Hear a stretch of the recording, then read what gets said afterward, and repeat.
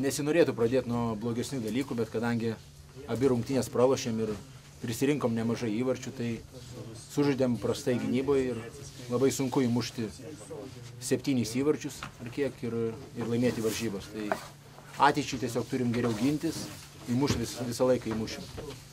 O labai noriu padėkoti visiems sirgaliam, kad nepraranda vilties ir ateina pasižiūrėti ledo ritulio, kai mes bežaistume, tai jiem didelis ačiū ir stengsimės kitas varžybas pasirodyti kuo geriau.